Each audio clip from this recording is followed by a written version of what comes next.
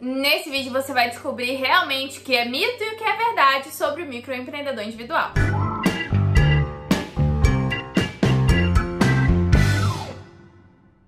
Olá pessoal, eu sou a Laís e sou contadora aqui em mais um vídeo para ajudar você a lidar com as burocracias do dia a dia do empreendedor. E vocês sabem que o meu principal objetivo aqui é combater a desinformação. Se você tá chegando por aqui agora e ainda não é inscrito, aproveita e se inscreve, ativa as notificações e dá uma maratonada nos vídeos, porque aqui tem muita coisa útil pro empreendedor. E além disso tudo, estamos rumo aos 100 mil inscritos, então me ajuda se inscrevendo. Eu separei aqui 10 coisas sobre o MEI e eu vou desmistificar para vocês tudo aquilo que é mito e tudo aquilo que é verdade. Vambora! Primeiro e clássico, quem trabalha CLT não pode ser MEI. Para quem não sabe, trabalhar de CLT, seletista, é a pessoa que trabalha registrada, com assinatura em carteira, fichado. Então, quem tem esse tipo de vínculo empregatício pode sim ser MEI. Então, isso é um mito. Agora, uma observação importante a respeito de quem trabalha de carteira assinada e tem um MEI é que se você for demitido do seu emprego de carteira assinada sem justa causa,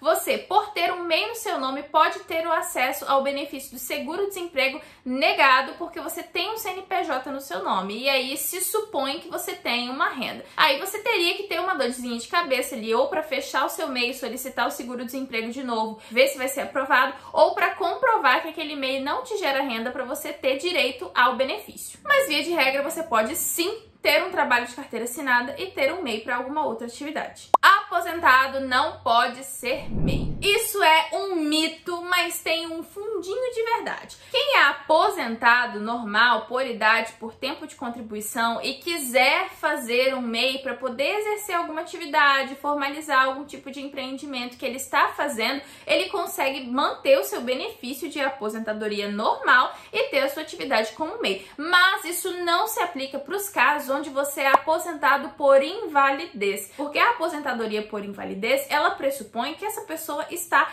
inapta para o trabalho. E se você abre um MEI para poder trabalhar, realizar alguma atividade, se entende que você não está mais naquela condição que te tornou um inválido. Então, esse benefício da aposentadoria por invalidez pode ser contestado a partir do momento que você abre um MEI, sim. Mas as aposentadorias normais, não. Então, sendo aposentado normal, você pode sim ter um MEI normalmente. Eu posso abrir um MEI em um endereço residencial. Isso é verdade. O MEI não necessariamente precisa ter um estabelecimento comercial fixo, até porque muitos empreendedores hoje em dia, não somente MEIs, mas outros tipos também, trabalham de casa, de home office, ou apenas têm a PJ para trabalhar em alguma empresa, não tendo assim um endereço comercial. Então você pode sim, na hora de cadastrar o seu MEI, colocar o seu endereço residencial. Mas uma coisa importante também é que quando você tem o seu endereço residencial cadastrado em um CNPJ, os dados CNPJ, eles são dados públicos na internet, qualquer pessoa consegue acessar. Então o seu endereço, o seu telefone, o seu e-mail estarão expostos. Caso você não queira ter essa exposição do seu endereço pessoal, você pode contratar um endereço fiscal, tipo um coworking ou algumas empresas que oferecem o endereço delas para você cadastrar o seu CNPJ e você paga uma assinatura mensal. Se você é algum outro tipo de empresa que não MEI, às vezes em alguns endereços residenciais pode haver alguma restrição, mas aí teria que ser consultado juntamente à prefeitura. E uma outra observação também é, caso você more em condomínio, é importante você dar uma analisada se no regimento, no estatuto do seu condomínio não tem alguma coisa que te proíba de ter um CNPJ dentro daquele endereço cadastrado. Senão você pode ter um problema ali com o seu condomínio. Mas assim, no CNPJ você consegue cadastrar, porque a Receita Federal não sabe, não tá nem aí pro que tá acontecendo privativamente dentro dos condomínios no país. Funcionário público não pode ser MEI. Eu falei que isso ia ser um vídeo de mitos e verdades, mas na verdade sempre tem uma observaçãozinha pra gente falar. Então, sim, é verdade que funcionário público não pode ser MEI, mas isso se aplica no caso dos funcionários públicos federais, porque no estatuto, no regimento dos servidores federais, tem essa proibição explícita de você ter aí uma empresa, participar como titular, sócio, administrador de uma empresa. Então, o MEI não poderia. Mas, se você é um servidor estadual ou municipal, você precisa consultar o estatuto, o regimento do seu estado ou do seu município, que é aquele que está gerindo ali, regulamentando a sua relação de trabalho, e saber se lá tem alguma proibição. Se você tiver lá alguma proibição de ser sócio administrador ou titular de algum tipo de empresa, você não poderia abrir o MEI. Então, federal realmente não pode. Estadual e municipal, você tem que consultar especificamente o estatuto, o regimento do seu estado ou município. Quinta afirmação, e temos um total de 10. Quem recebe benefícios assistenciais como Bolsa Família ou outros não pode ter um MEI. Bom, isso é um mito, porém sempre tem um mas, sempre tem uma observaçãozinha. Quem recebe benefícios assistenciais, como por exemplo, vou falar aqui do Bolsa Família, mas pode servir para algum outro benefício assistencial. Quem tem o Bolsa Família pode sim se formalizar como MEI, mas automaticamente quando você se formaliza como MEI, você perde o direito ao benefício? Não. Porém, quando você tem um MEI, você é empreendedor, você pode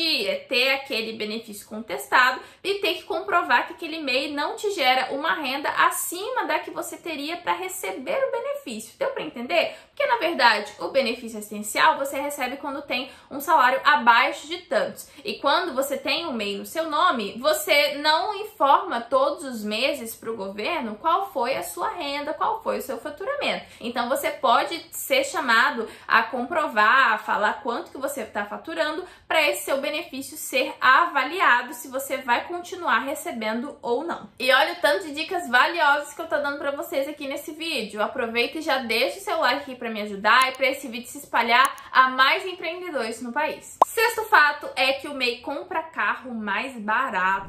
E isso é uma verdade. Esses benefícios de compras mais baratas para quem tem CNPJ, eles realmente existem, porém não é em todo lugar que você vai encontrar. Especificamente sobre carro, eu fiz um vídeo só falando sobre isso, é um vídeo bem curtinho que traz muita informação a respeito de como você faz para comprar carro no CNPJ. Você pode ter desconto de até 30% no carro zero, mas tem algumas condições e algumas observações que você tem que analisar se isso realmente vai valer a pena. Mas que o MEI e outros tipos de CNPJ conseguem realizar compras mais baratas, isso é verdade. MEI não tem fiscalização. Isso é um grande mito.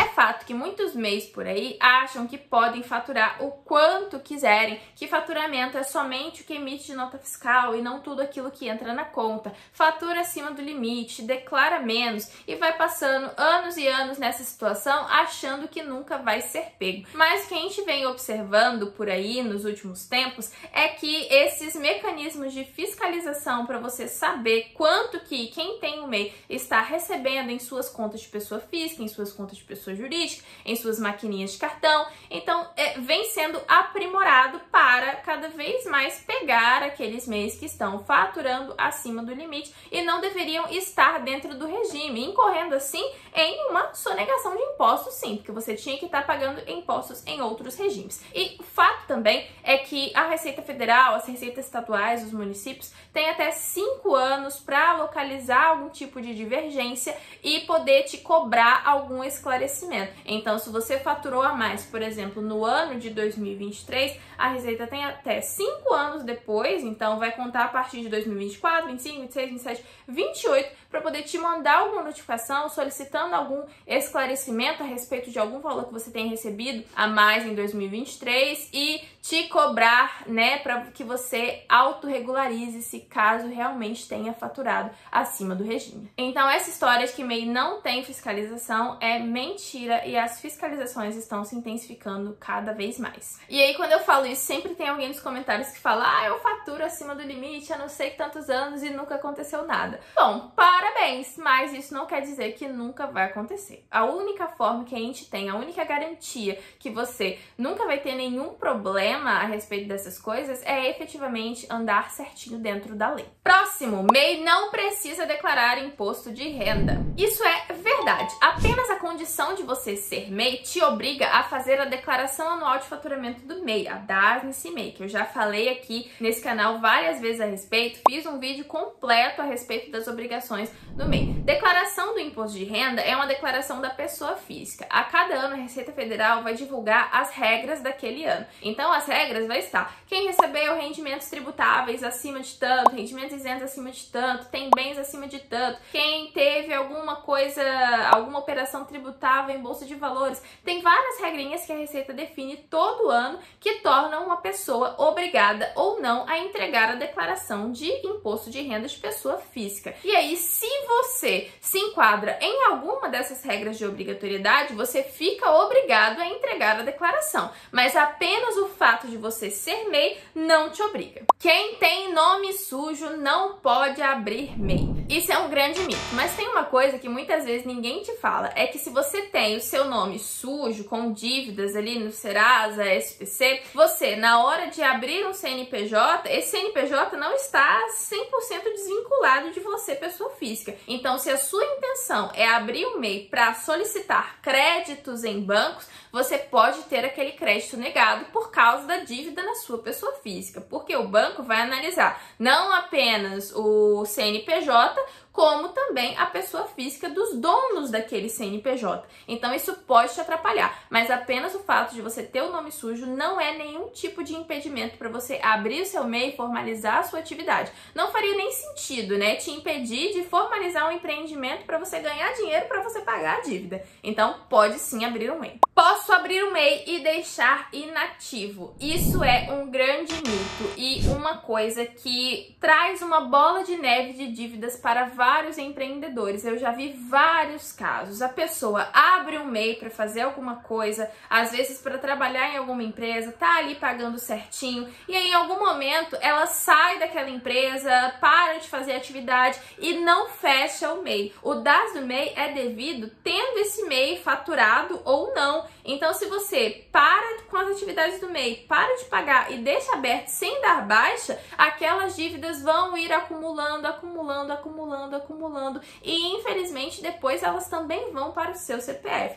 Então, se você tem o CNPJ no seu nome, não está mais usando, está parado, não perca tempo, vá consultar a sua situação. Se você não foi excluído do MEI, dê baixa nesse MEI, procure regularizar os seus débitos, porque isso pode vir a te gerar problemas no futuro quando você menos estiver esperando. Eu vou deixar passando aqui o vídeo tutorial que eu fiz apenas a respeito da baixa do MEI. A gente também tem uma playlist só falando de regularização, casos de consulta, de declaração atrasada, de parcelamento de débitos do MEI, parcelamento de dívida ativa. E caso você queira que a gente faça isso pra você, faça as consultas, tudo direitinho, os contatos da Nassis Contabilidade também estarão na descrição. Um grande beijo pra você, até o próximo vídeo.